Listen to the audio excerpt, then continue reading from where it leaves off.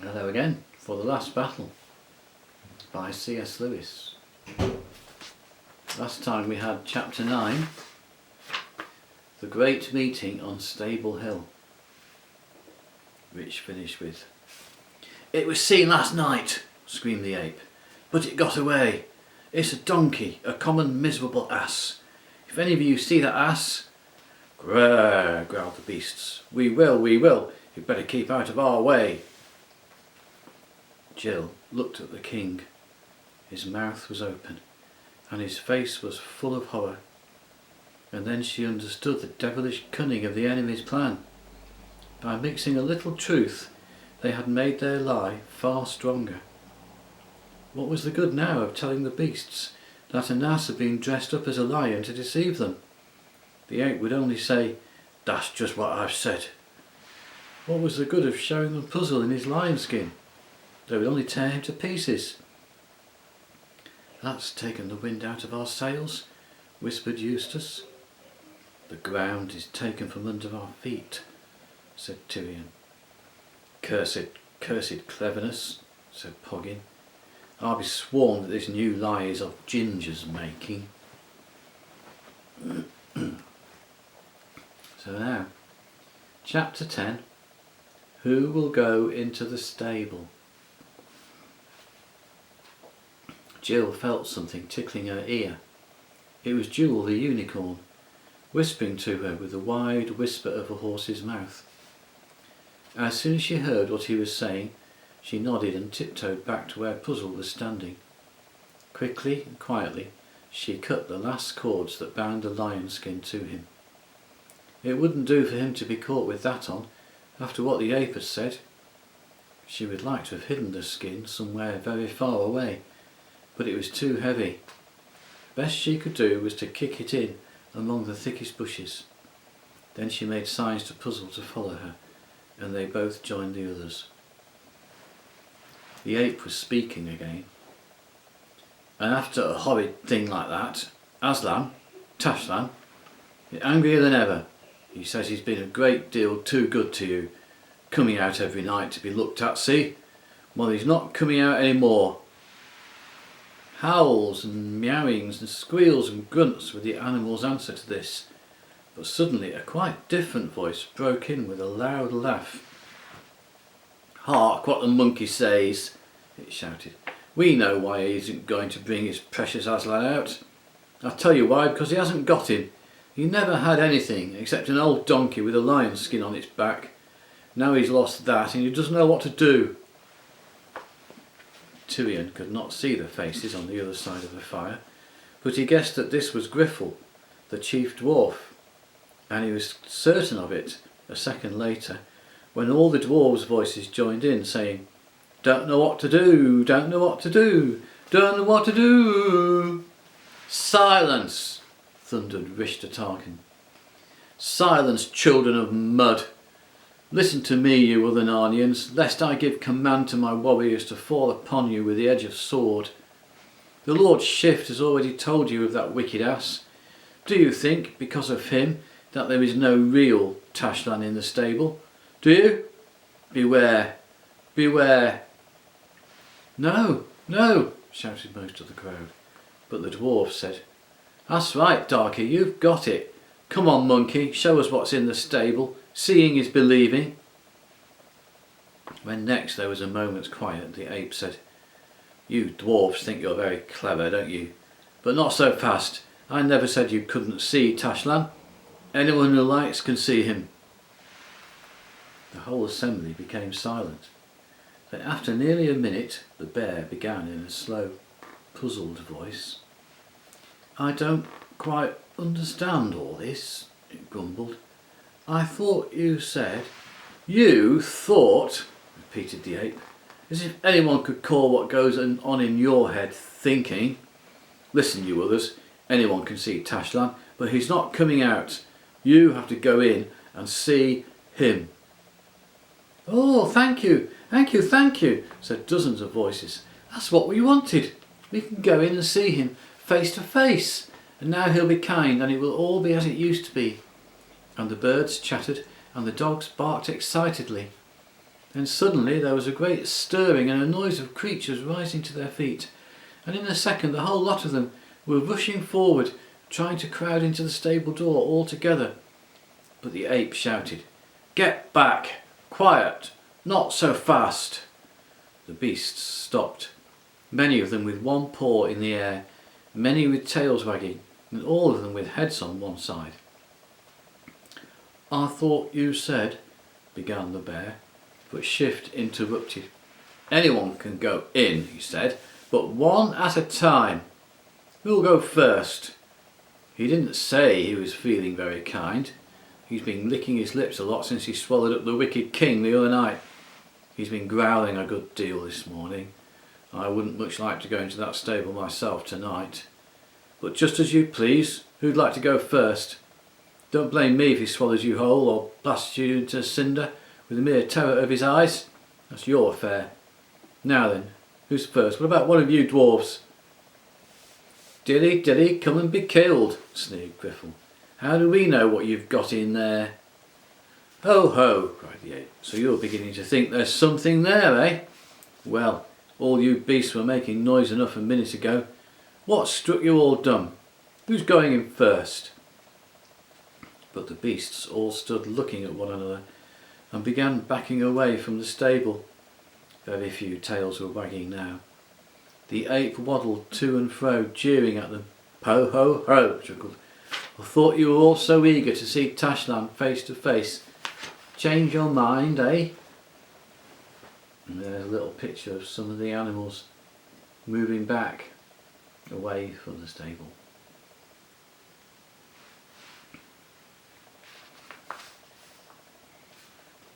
Tyrion bent his head to hear something that Jill was trying to whisper in his ear. "What do you think is really inside the stable?" she said. "Who knows?" said Tyrion. "Two Calorines with drawn swords, as likely as not, one on each side of the door." "You don't think," said Jill, "it might be, you know, that horrid thing we saw?" "Tash himself," whispered Tyrion. "There's no knowing. But courage, child. We are all between the paws of the true Aslan."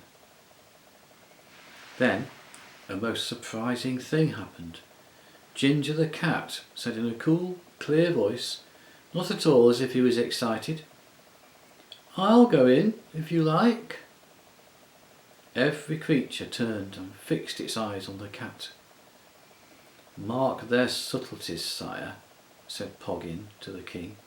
"This cursed cat is in on the plot, in the very centre of it. Whatever is in the stable will not hurt him, I'll be bound. Then Ginger will come out again and say that he has seen some wonder." But Tyrion had no time to answer him. The ape was calling the cat to come forward. "Ho, ho," said the ape. "So you, a pert puss, would look upon him face to face? Come on then, I'll open the door for you. Don't blame me if he scares the whiskers off your face, that's your affair." And the cat got up and came out of its place in the crowd, walking primly and daintily, with its tail in the air, not one hair on its sleek coat out of place.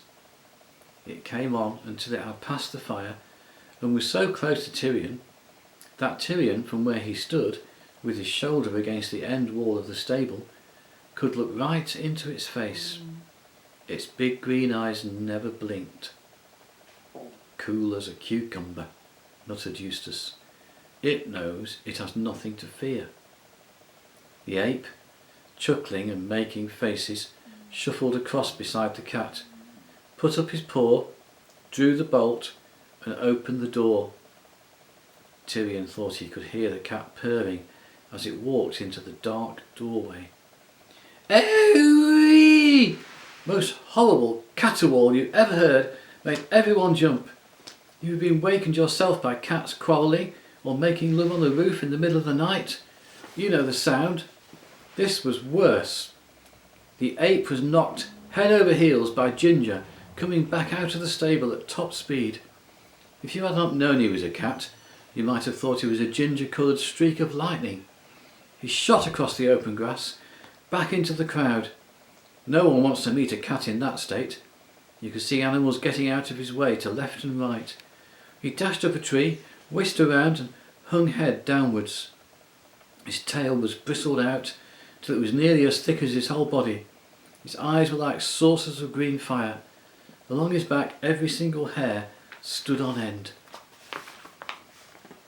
There's a little picture of the cat shooting across and knocking the ape over as it passed.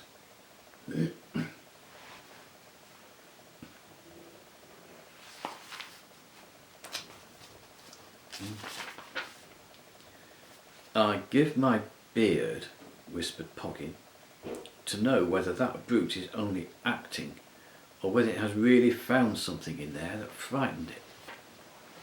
Peace, friend, said Tyrion, for the captain and the ape were also whispering, and he wanted to hear what they were saying. He did not succeed, except that he heard the ape once more whimpering, "My head, my head!" But he got the idea that those two were almost as puzzled by the cat's behaviour as himself. "Now, Ginger," said the captain, "enough of that noise. Tell them what thou hast seen." "I, screamed the cat. "Art thou not a talking beast?" said the captain. "Hold thy devilish noise and talk." What followed was rather horrible.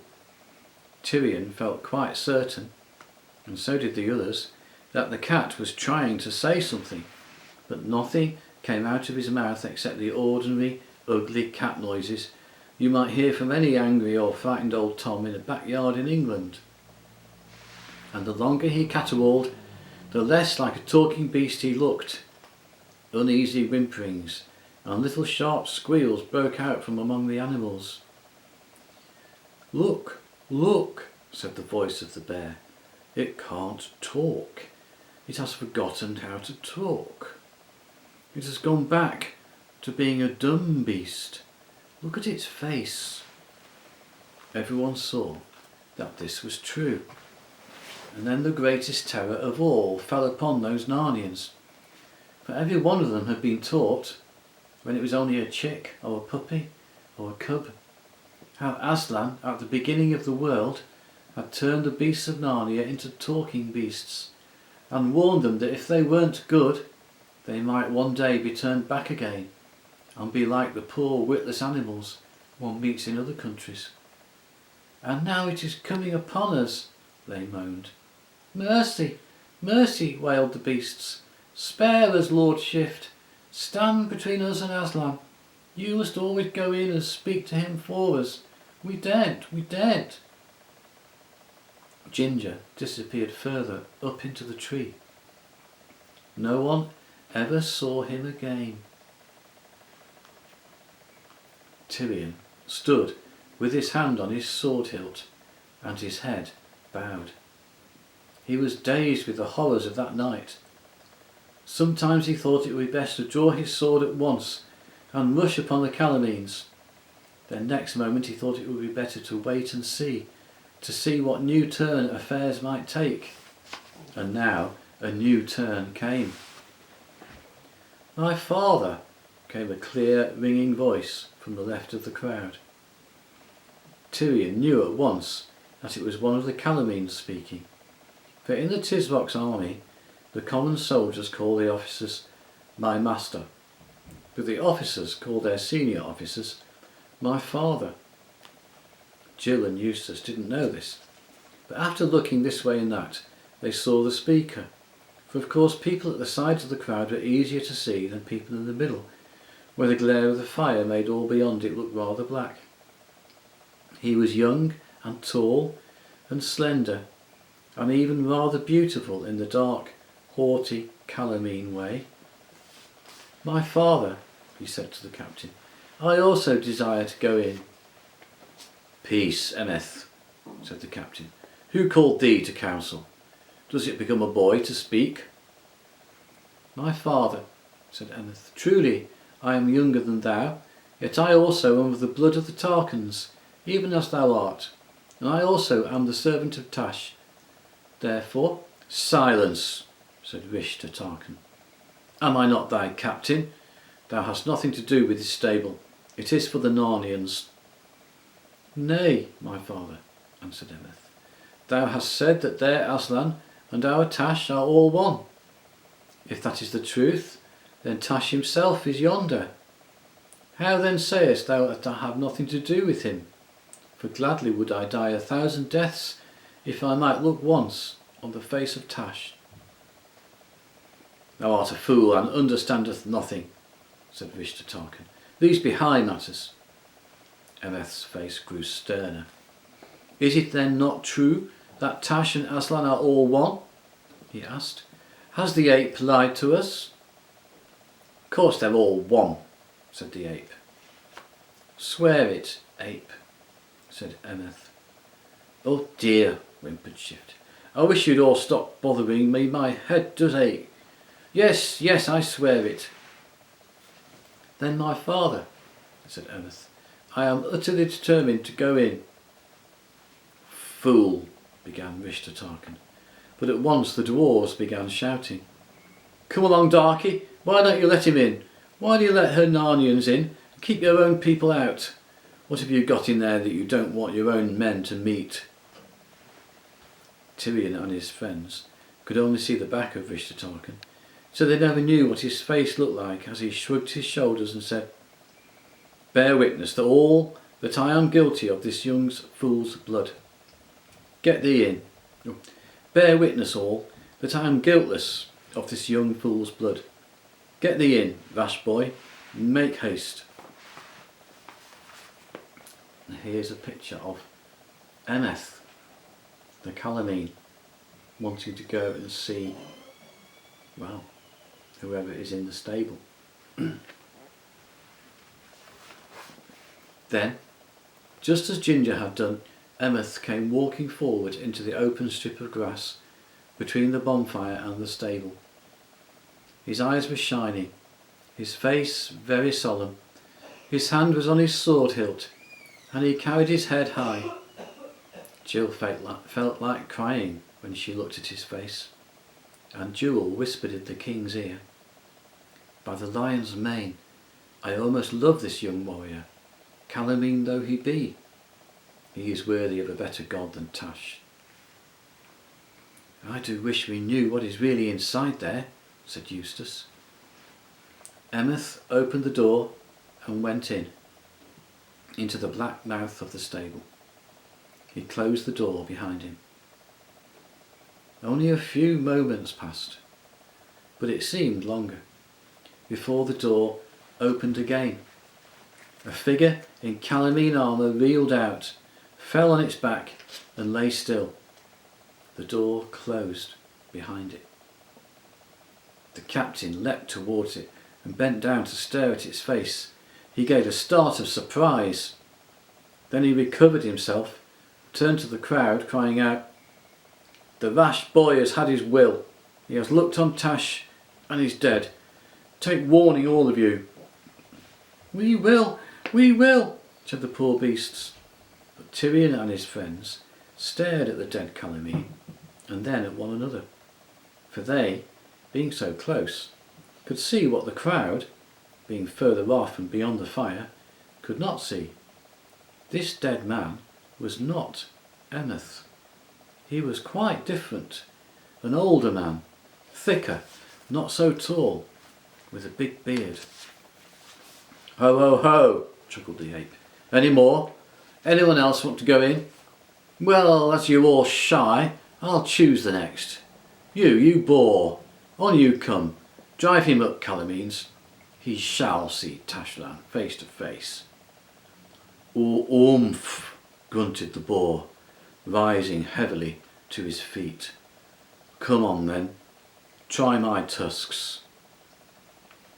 When Tyrion saw that brave beast getting ready to fight for its life, and Calamine's soldiers beginning to close in on it with their drawn scimitars, and no one going to its help, something seemed to burst inside him. He no longer cared if this was the best moment to interfere or not. Swords out, he whispered to the other. Arrow on the string. Follow. Next moment, The astonished Narnians saw 7 figures leap forth in front of the stable, 4 of them in shining mail. The king's sword flashed in the firelight as he waved it above his head, and he cried out in a great voice, "Here stand I, King Tirian of Narnia, in Aslan's name, to prove in my body that Tash is a foul fiend, the ape a manifold traitor, and these Calamenes worthy of death. To my side, all true Narnians! Would you wait until your new masters have killed you all, one by one?"